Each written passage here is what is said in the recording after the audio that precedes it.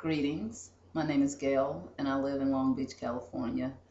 The experience that I would like to share with you happened when I was 33 years old. It was actually my 33rd birthday, and me and three of my friends decided to go to Santa Barbara for a wine tasting tour. Once we arrived in Santa Barbara, we met up with about 15 other participants and our instructor. We thought that it was just going to be a wine tasting tour, but it actually turned out to be a lot more. It was an exceptional training experience and one that I won't soon forget. This was not the first wine tasting course or class that I had participated in. When I lived in New England, I actually went to a couple wine classes that were conducted at a wine store. The owner gave the classes, and to say the least, it was a little bit dry, no pun intended.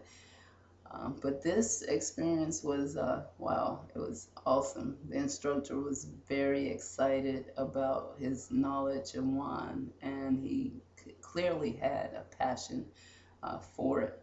And he made us excited as well about learning about the wine. From the moment that we left on the tour bus, it was about an hour and a half drive from Santa Barbara into wine country. And along that journey, it began telling us about the history of the Central Coast area and how the vineyards were started in that area. We learned about the different types of grapes that were grown there and the ones that we would be tasting later in the day.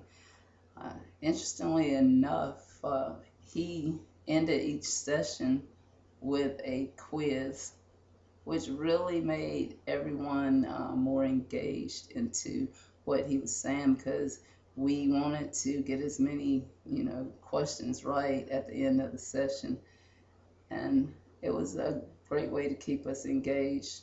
And if we had like sidebar conversations, I think that the instructor would have been very offended that we were not paying attention to everything that he was saying. But you didn't really have to worry about it because it was an interesting ride to the vineyard.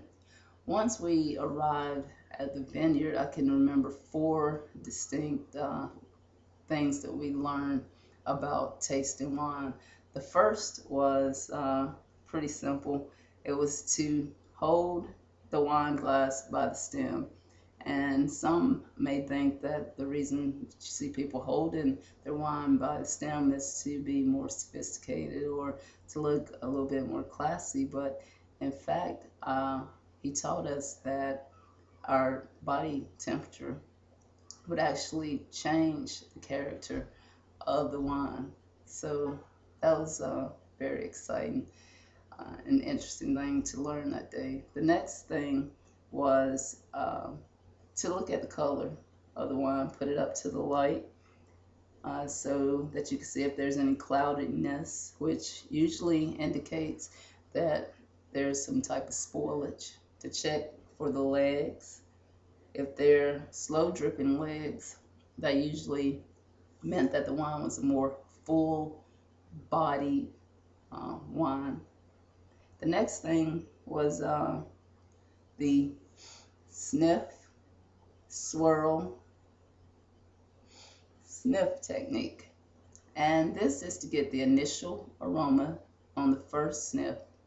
You swirl it so that you get the full, robust aroma that is totally different from that initial. And then the next thing that we learned was, the sip,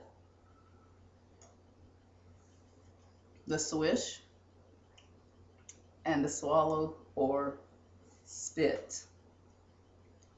Now, I think that a spit is a total waste of a great glass of wine, but said that's not important during wine tasting. You just move on. You pour out the remainder of your glass and you go to the next tasting.